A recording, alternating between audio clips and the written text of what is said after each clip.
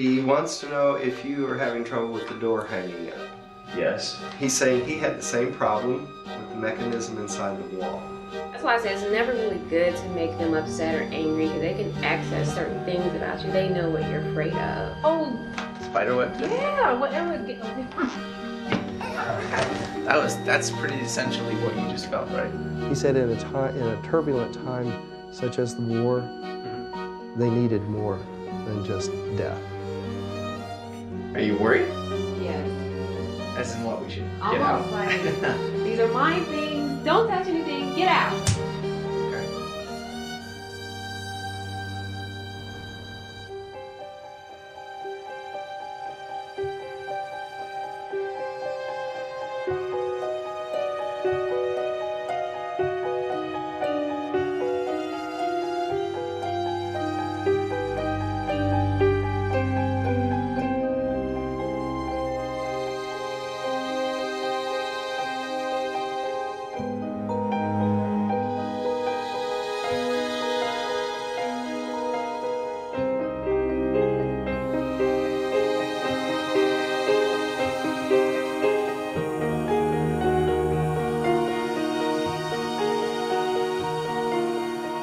This show is not about hunting ghosts.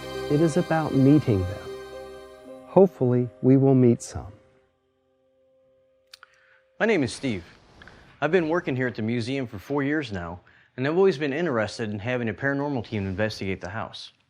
Out of the blue, this team contacted me, has visited several times, and these are the results. Welcome to Rockford, Illinois, the former frontier of the Midwest and home to the Tinker Swiss Cottage Museum.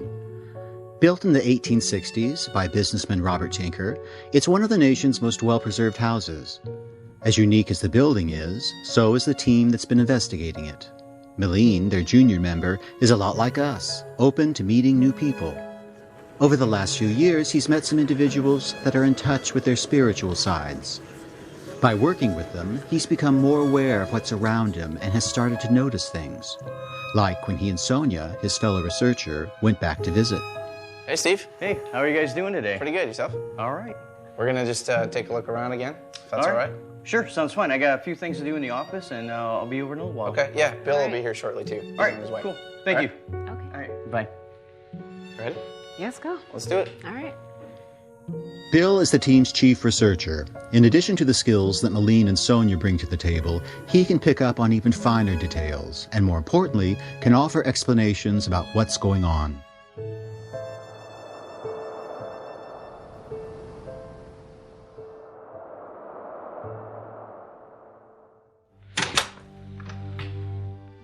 You okay? Yeah. How's it feel to be back? I don't know yet. Let's find out. Yeah? And the minute I come here, the prickly sensation all over my arms right now. Same feeling like I had before. Yeah? I have no clue what could be causing that. So you cold or goosebumps or what? No, it's not goosebumps. You can see on my arms, but it's just like this prickly sensation that comes up and down my arms and up my back. You don't feel that? No, I'm a little warm in here, but that's just... I mean, yeah, the temperature's okay, but it's just like this prickly sensation that creeps and crawls up my arms. And it happens every time I step foot in this kitchen. I wonder what that could be. Who knows? Bill might have an idea about it. The sensation Sonia is experiencing is very different from a common feeling of goosebumps. The prickly feeling is generally felt when spirits are making attempts to get very close to you, as if they are trying to direct you to an area. So I've been using the EMF detector just to see if I get any frequencies or electromagnetism anywhere in the house. So far I've got nothing. To rule out any false impressions, the team checks for any electromagnetic fields.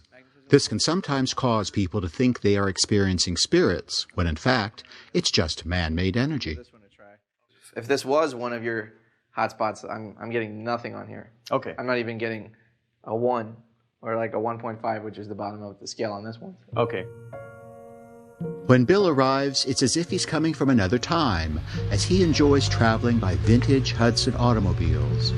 Whether it's for an exploration or for life in general, these classic cars allow him to slow down so that he can better prepare for what's ahead. It's nice to be back at Tinker Swiss Cottage. Thanks for having us. Thank you for coming. I appreciate it. Well, this time I'd like to go through the house, have you explain to me again about what we're experiencing with how this beautiful museum is set up, and I'll share with you what I'm picking up on, if anything at all, and we'll hopefully go into some of the history that's been missing. Sure. Okay? Sounds good. All right, we'll lead the way. All right, thank you very much.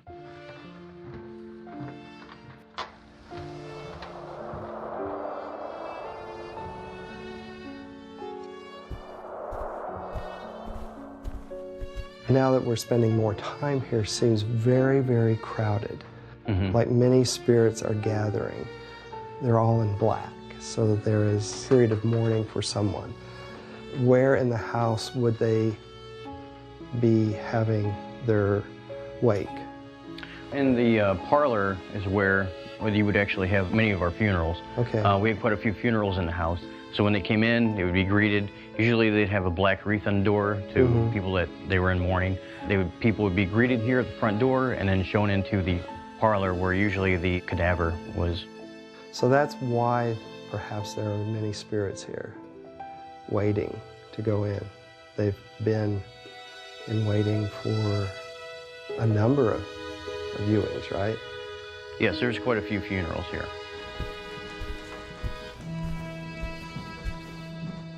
All right, so right now, Bill and Steve were just about to enter into the parlor. And what's interesting is that even though Sonia and I didn't pick up on much in the foyer, Bill did. He actually picked up on quite a few spirits that were almost acting as if they were headed towards a place of mourning or almost like a funeral, right? This is a really good example of Bill's ability because he's worked on it for so long and developed it over time that if you work on it, something like this, you don't just sense things. You can actually see things, you can hear things, and it's an ability that we all have. It's just something that's been lost over time, and by working on it, we can get it back. Not just individuals, but as a human race. Earlier today, Malene and Sonia went to the parlor. Here's a good example so you understand what levels the team's abilities are in relating to spirits. There's music playing. Really? Yeah. That's really cool, though, about the music. Yeah. Is it just really subtle? Well, no, not to me. I can hear pretty loudly. Yeah. Is it happy music? It is happy music. That's why it's a happier, lighter feel in this room. I can understand. Okay, the first thing I sensed about this place was a lot of time was spent in here. I'm getting a little bit on my hands now. Now you're feeling? Oh, yeah, I need time to warm up. Come on. It's not like a little machine. Time to switch on. Well, that's true. You want to keep moving? Yeah, let's do it. Okay. Where to? Well, we can go to the library, that's for sure. Okay. That's one of my favorite places. Okay, Steve, now that we're seated, we can take our time in this parlor. One of the reasons I wanted us to be seated is that if you can relax yourself and not rush through a building, often you can pick up on if there are spirits in there. Have you ever had a quiet time in here, say like after the tours were over, where you really weren't rushing, that you actually experienced noises or you felt the presence of the Tinkers? Yeah, sometimes in the evening, especially in the wintertime when it's really dark, I'll come in the house after tours, and sometimes you almost get that as if someone is watching you feeling. Sure. You know, like the hair in the back of your neck is standing up and all that good stuff. Yeah, that's an interesting point. How many times do people feel that someone's watching, you turn and you look, and there is someone watching? And then yet, when you're alone and you have that feeling, you turn, you look, but you don't see a living person there. Right. Yeah. So what that does tell us is that you have the instinct to detect even a spirit watching you. It's really a cool experience when you think about it. It's like, okay, that happened to me.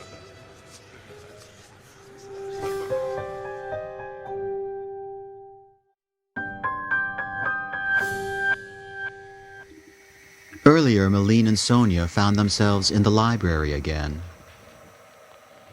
Someone just walked in between us. Really? Yes. Okay. Man, woman? A man. You think it's Mr. Tinker? It very well could be. So when you walk by, just because it's in my head now, right? Were you scared or were you worried, or was it just... Just a little surprised because I felt air as if someone did walk through. Yeah, I'm getting something in my elbows right now. As if someone's behind me. I don't know if they are. What's so funny? I'm just getting an image. I'm not sure what exactly I'm seeing, but I do see a man standing behind you. All right, so I'm not nuts. No, you're not. Okay. You know, I mean, that's why I was asking, were you picking up on it and sensing it, because he's definitely there. So I know that I'm actually developing something. Your senses are working. They're working. Warmed up. Okay, that's good. Finally. Yeah. I just sense that he may be a little guarded, but not threatened. Okay. So we're not doing anything right, we're not touching that we anything. shouldn't be doing here yet. We're not taking anything. Just looking with our eye.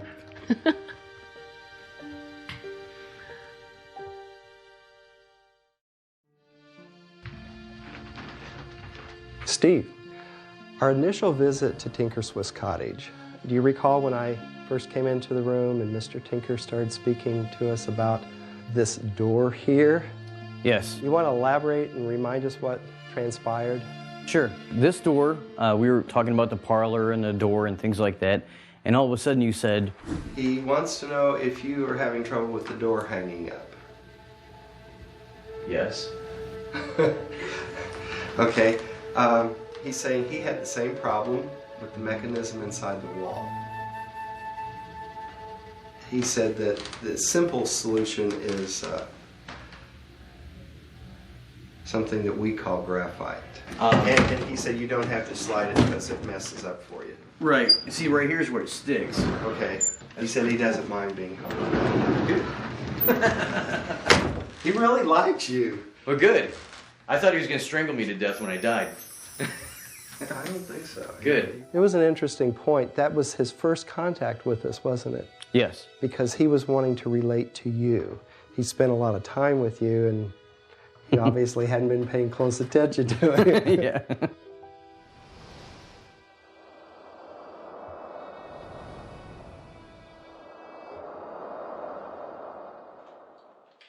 Now, I think this is what, wasn't this the sewing room? Yes. Right here at the machine, I'm not sure if this is a residual or not, but I see someone sitting here sewing. But residuals repeat over and over again, and it pretty much hasn't changed. So it is a repetitive thing? Yeah. Could be. It could be a residual. But you mentioned before, right as we were walking in, at the top of the stairs, that there was some... A lady, actually, I saw her walking past. Did she walk into this room before we did? She walked through the wall. Okay. Sorry. No, that's fine. That's expected. I can't do that yet. No, neither can I. Sometimes. I like to see you try. All right. Maybe after a couple of drinks, I'll see what I can do. The really cool thing about the abilities that spirits have is that they don't follow the laws of the physical world. There's no up or down, no left or right, and they're pretty much free to do as they want. When they are first introduced over to the spirit world, it takes some getting used to, but they'll be walking through walls in no time.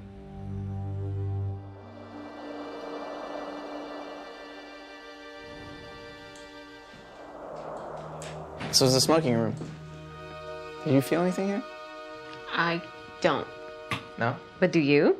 Yeah, it's just more energy or pulsing in my back. Mm-hmm. And this is when it finally got up to my cheeks. Eyes didn't start watering yet, but Okay. that's when they know it's... So when your eyes water, is that like the strongest? That's the strongest. Okay.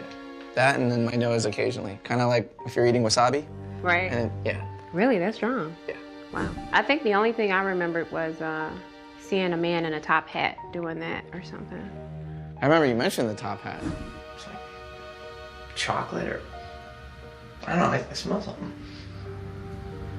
It's not your usual smell. I don't know if it's maybe because of the road across the street or whatever, but... Does it smell sweet? A sweet smell? I don't know exactly what it is, but... You cold now, or you... The tingle is back? Yeah. Yeah? Specifically here? It's actually been following me the whole time, so... You got a stalker? Perhaps.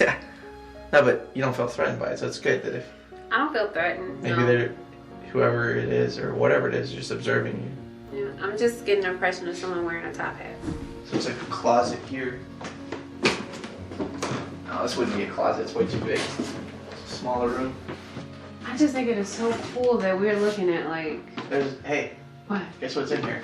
What? It's a top hat on this bed. You're kidding! No, I'm serious. Get Look, out! Look. No way it is. I feel warmer here. Oh, okay, right here. There's a top hat. Do you smell smoke often from this room? Sometimes, I'm not sure if it's from so much cigar smoke in here that it's like it's just in the walls, but every once in a while you do get a whiff of it. I got a whiff of it approaching the room. Okay. So there wasn't any sense in you going into what it is. But it's true, it was his smoking room, right? Yes. It'd be a great room that he enjoyed. Also, having a little drink in. Oh yeah, I wouldn't doubt it. Because he's saying in this cupboard over here, that is where he kept not only the tobacco, but the whiskey. Okay. Just out of sight, out of mind. Right.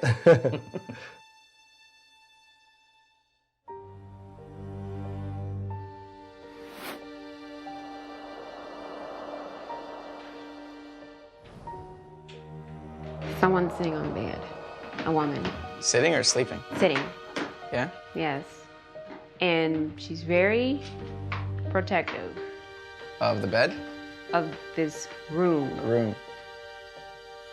You're looking at your hands or your arms now. I feel like somebody's like grabbing onto my arm. Yeah? Yeah. Are you worried? Yes. As in what, we should get Almost out? like, these are my things. Don't touch anything. Get out. Okay.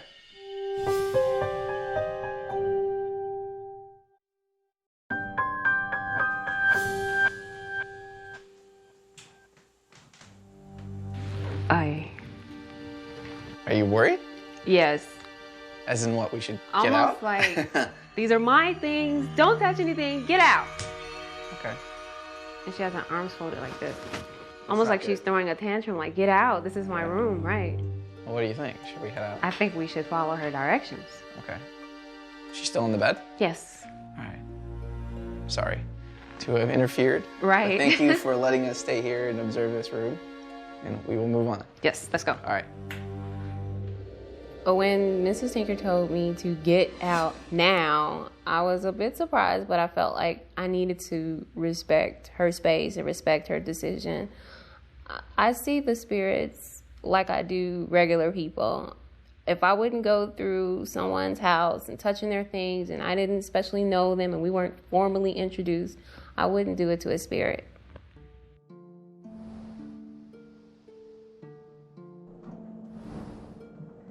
Whose bedroom is this? Well, this would have been Mary's, Mr. Tinker's wife's. First wife.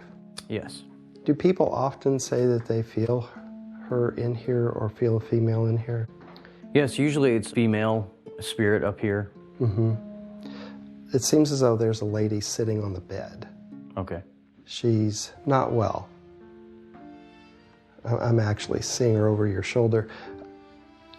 She's saying that it's very difficult being this ill. Okay. For some reason, she's very sad in her tone of voice. She's also trying to express she took care of many people in this room, Okay. and that this is not what she expected how she would be in this room. It's children that she cared for, Okay. orphans. Do you have any record of her helping orphans that were ill? We know that the family did help raise money for orphanages. Okay. She also brought them home when they were sick. Okay. She's saying often she would have a cot for them in the sewing room so she could be near to tend to them. Okay. And we know she was very ill towards the end of her life. She died in 1901. We don't really know exactly what kind of illness she had. Mm-hmm. So we're right outside the bedroom of what we now know is Mrs. Tinker's bedroom. First one, Mary, first wife. And what's really interesting about this is Sonia had picked up on a female presence when we were in here. Female presence kind of had arms like this and wanted us out of there. And now from listening to Bill and Steve, they had actually shed more light on the situation, that she was very ill, which is why she was in the bed. And if someone is very ill, it could explain why she wouldn't want someone in there. For one, if you're sick, you might be courteous. You don't want to get other people sick. Two, if you are sick, you might just not want to be around other people. And three, if you're deathly ill, which is the indication we kind of got from Bill, then you probably only want to be around one or two people that can comfort you, or maybe even no one at all, knowing that your life is going to pass soon, maybe even within the next 24 hours. So that definitely gives us a better idea of what we were experiencing before. Sonia was definitely on the right track, but we have a more clear understanding of it now. And given the fact that she wanted to get out of this room pretty quickly, we should respect what she felt and not go in there as well. The Invisible Ink cast and crew gathered for a question and answer session called a crew meeting. Angry because they can access certain things about you. They know what you're afraid of. Oh, yes. They can access some memories. They can do all of that. So it's not a good idea to go in different places and try to agitate them, because they can wind up, doing some things. Like I said, they know what you're afraid of. They know the things you like, they know the things you don't like. It's like they can see right through us. As you'd mentioned to me, Victorians were very big on funerals, and why don't you elaborate on that for me again?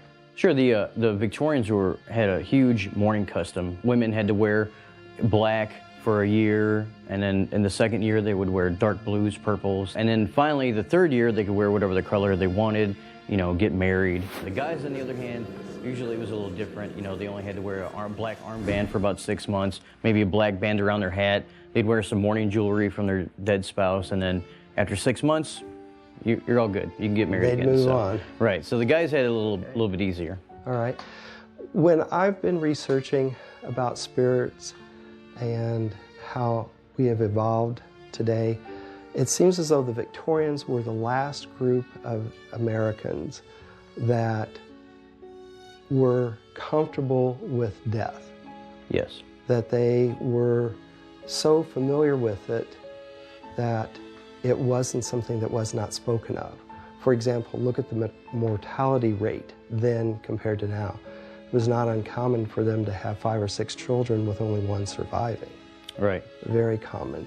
And yet, they did not make that a negative part of their life. It was just a part of their life. And my studies have shown that as medicine increased and became more modernized, so did the longevity of the population. And the further we went away from death, the more that we drove ourselves away from recognition of spirits and being comfortable with the dead. Like in this room, people would come and they would mourn and they would look upon the dead, where even now today, people have trouble going to a funeral home to experience any part of that, let alone walking up to the casket. Yes. So we've moved far away.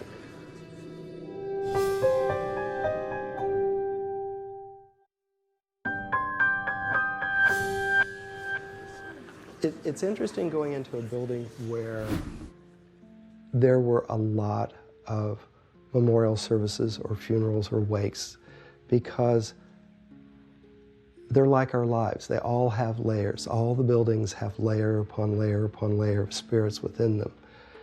And as we're speaking of this, I'm starting to hear bits and pieces of conversations of the past in this room, where people are discussing those who have passed, but not in a horribly sad way, but in a very respectful and almost as though they're still living.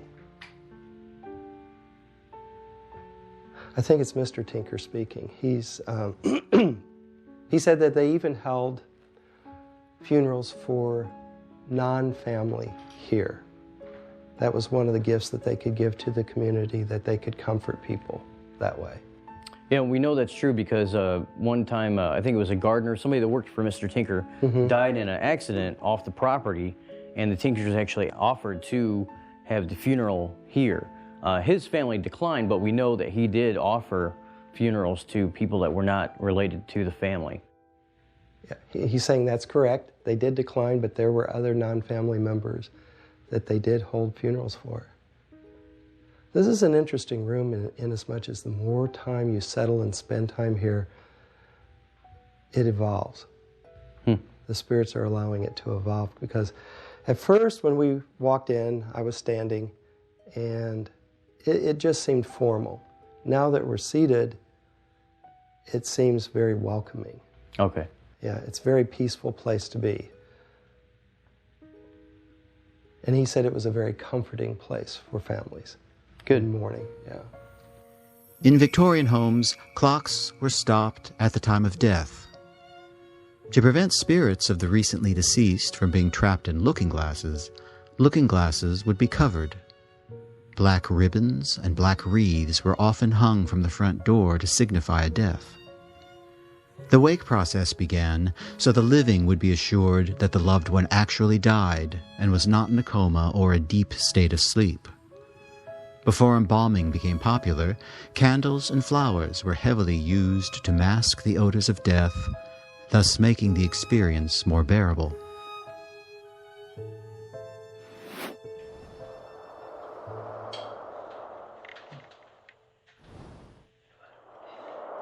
Wasn't this where the spider webs happened to? It happened right here. How old do you think these books are? I have no idea. It's just, I feel like walking throughout the house feels like stepping through spider webs. That's what it feels like. I haven't gotten that yet. Like, I keep doing this as if I'm brushing away. Yeah? But there's something touching you. Yeah, it just feels like I'm brushing away spot. And as I stepped here, I would have thought there were spider webs here. That's why I quickly did this to my face. We gotta get you some new medication, woman. No spider webs here. This place is kept very clean. Well, I wonder what am I experiencing? What is that? Oh, Spider webs? yeah, whatever. How's that again? I'm sorry. Wait. Let's do a reenactment. Because you're obviously not gonna do it. It was like... That's pretty essentially what you just felt, right? And I'm not trying to make a joke. I'm trying to do something serious here. Right. But apparently she won't let me do this. She won't reenact it for anyone to see, so I have to demonstrate it, and then it cracks her up. When it came to experiencing the spider webs in the library, I thought there actually were spider webs. I could feel them on my face. It was so real until I realized that there were no spider webs present. So I guess my next impression was that I was experiencing the house perhaps at a different time in history or another dimension of the house. To this day, I still don't understand why that happened or why that really took place, but I was quite sure that there were spider webs there. Feeling spider webs often reflects that you are experiencing the location at a different time in history. What Sonia is experiencing here at Tinker Cottage is a time during or just after World War II, when the house was closed up throughout the year except for one annual holiday.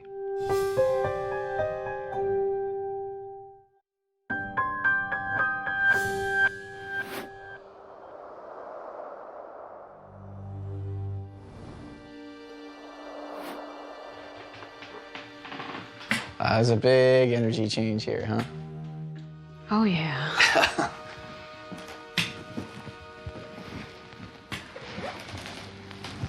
It's a little harder for me to breathe in here. Yeah? Yeah. Anything specific? I don't get my usual spidey sense, but I just have this, like, aura. Is that probably a good way of describing it? Uh-huh. Right? I'm getting extreme resistance from being in here. Yeah? Yeah. I'm getting, on my hands right now, pretty pulsing energy, if that makes sense. Yeah, it does. I just feel like I should not be in here. Yeah. Yeah. And that's different because I don't think I felt like that before. Well, last time we were here, do you remember? This clock. Whoa. You don't feel anything over there. Back up and walk through again.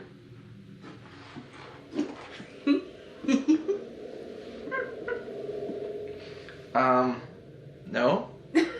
I mean, As I approached the dresser, it was like... Okay, wait, right here.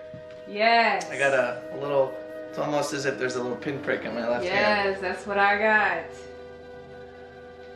But I probably wouldn't have noticed it had you just let me walk through. Okay. It's tougher for me because I am feeling cold the whole time I've been in this house. I'm sorry, I just don't really feel comfortable in here now. And that's a switch from before. Yeah. Yeah. All right, so let's respect what you're feeling Okay. and let's move on.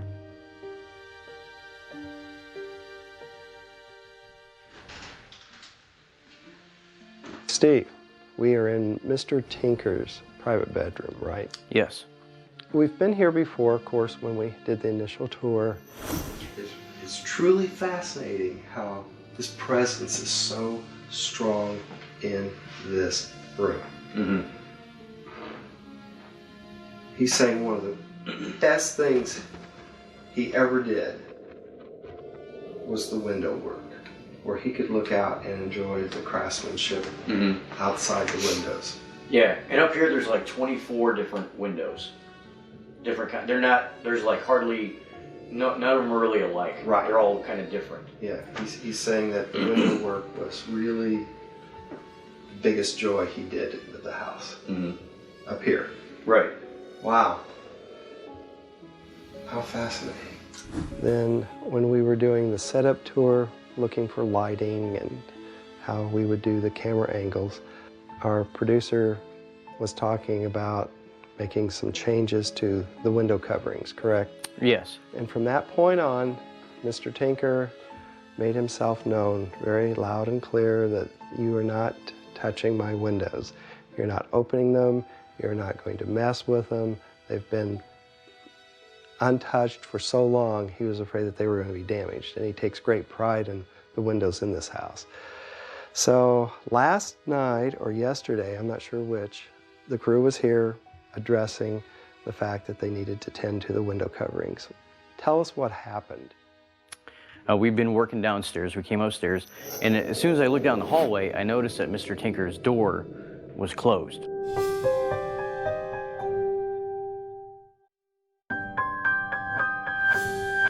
So last night or yesterday, I'm not sure which, the crew was here addressing the fact that they needed to tend to the window coverings.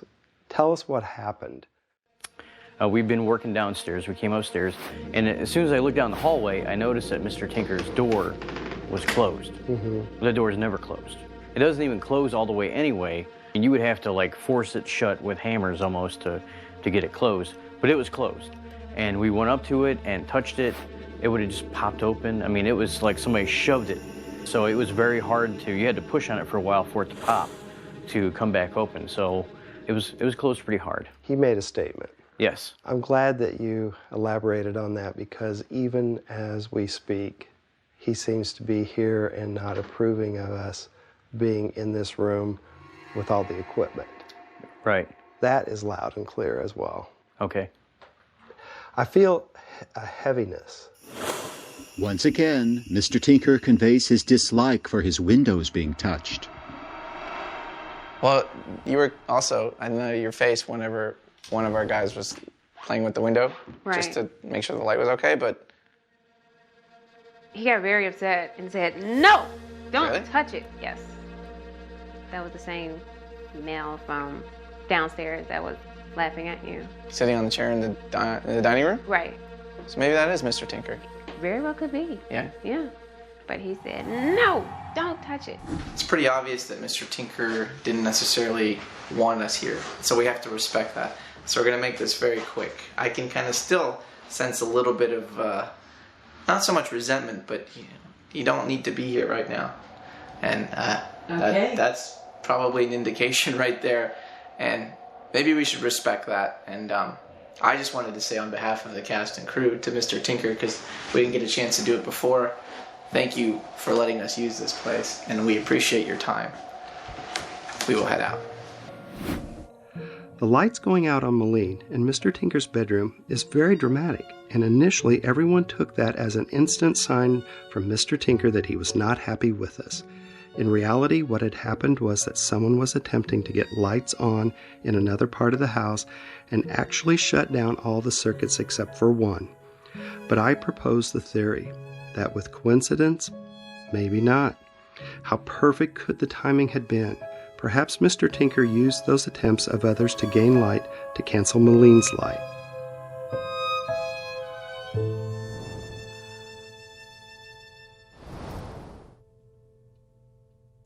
When you told us that in the lady that was sitting on the bed, you felt like you were being pulled back or something. Do you want to elaborate on that? Oh, like when I tried to enter Mr. Tinker's bedroom the first time, I actually felt, the best way I can describe it is a non-physical pull on the back of my dress. And I didn't want to enter for a while until it was made clear to me that I needed to ask for permission first. And so I did, and I was able to enter the bedroom a second time without any resistance. When I first walked into the house, I was a little bit excited, but you could tell when you walked into each room, I was almost kind of like thinking to myself that I should ask, and so I was kind of doing that. But then it was like, it was okay as long as I was kind of like talking out loud because I was a little nervous and scared going. But that's an excellent point. You were being respectful, you were communicating. You weren't isolating them by remaining silent. I don't believe I have any special talent. I'm no different than anybody in this room. It's just I've just been able to access, being able to communicate with them, and that's it. You know, you could, if you do get too cocky and too arrogant and think, oh, you know, you guys should listen to me because I can hear the spirits, they will quickly humble you.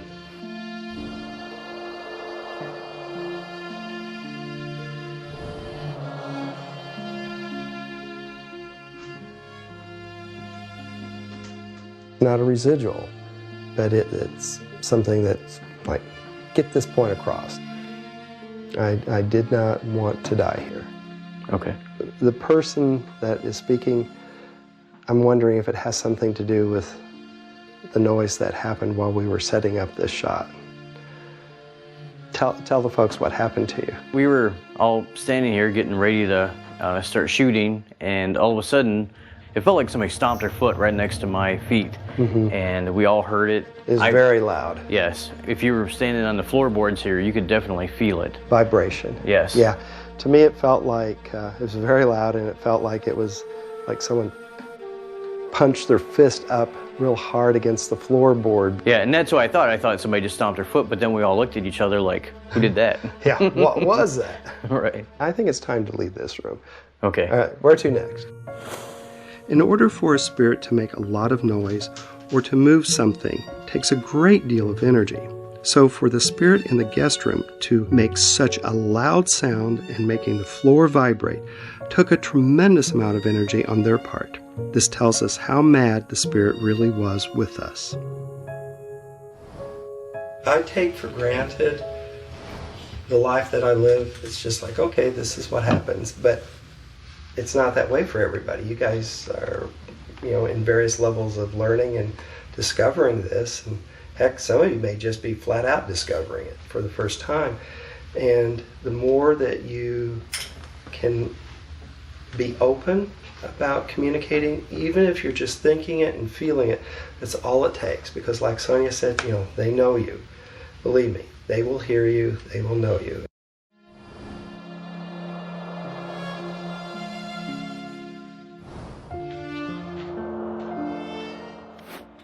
He's saying that Benjamin Franklin was a gentleman that also believed in spirits.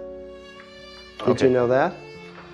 Mr. Tinker did share an interest with Mr. Franklin. They were both Freemasons. He's saying that's correct, and he found it fascinating. There were crossovers to believing in the afterlife. Yes. Couple of things that they shared. Yes, we actually have Mr. Benjamin Franklin painted on the wall here. That's the reason he brought him up in conversation. You know, he took my attention to why he was up there. He said it's for multiple reasons, but in honor of their similarities in thought with Freemasonry and with the spiritual activity. History tells us that Ben Franklin is considered the first parapsychologist, the first man to put down on paper proper scientific protocol for investigating ghosts. Franklin's fascination with ghosts, spirits, and life after death was such a serious part of his life, he became famous after death with the group known as spiritualists during the middle to late 19th century. Millions of Americans dabbled in spiritualism, and the most desired spirit to communicate with back then was that of Ben Franklin. For some reason, spiritualism, spiritual activity, and life after death was very important to the Tinkers. It was something Mr. Tinker and Mrs. Tinker are both saying allowed them greater hope than what they had been practicing in their faith. Okay. He said in a turbulent time such as the war, they needed more than just death. Right.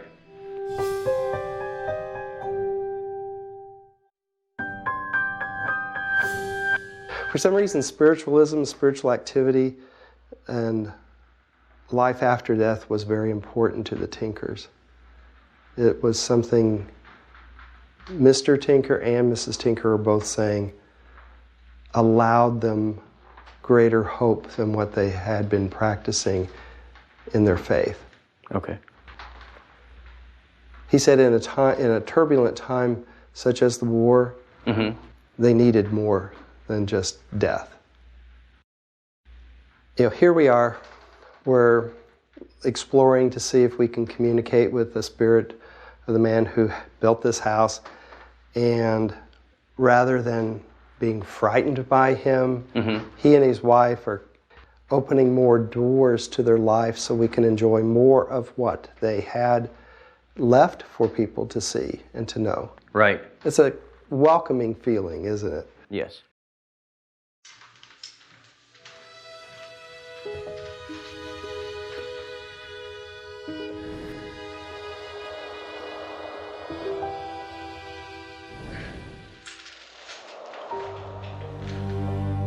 I'm really curious about connection to the Revolutionary War. That's before them. It is before them, but there's something in their lineage that connects them to the Revolutionary War. It was something small, but significant to them. This is where energy just went up to my cheeks as you were talking about that. Really? So, well, that's huge because you're talking about America's independence. Right. I just had a question.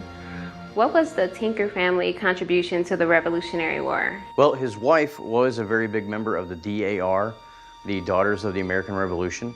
But there's actually a plaque from the DAR because Mary played such an important role with the Daughters of the American Revolution, because she had an ancestor that fought in the Revolutionary War. That's interesting, because when I come into this room, I had heard that there was something in their lineage that tied them to the American Revolutionary War. It was a small part, but it was very significant to them. Right. Her family originally came from Connecticut, and she had an ancestor that fought in the war from Connecticut. Wow. I take it these guys are still recording, so you might need me to say something into the camera. All I'm going to say is if you're still going, is that night and day difference between yesterday and today. It's amazing what you can accomplish with an intimate crew when you're not necessarily intruding into somebody's personal and private space. And when you do that, when you go somewhere with that much respect and courtesy, it's amazing what you're going to get back from them. So that's all I've got for you now. But it makes total sense because I felt so much today.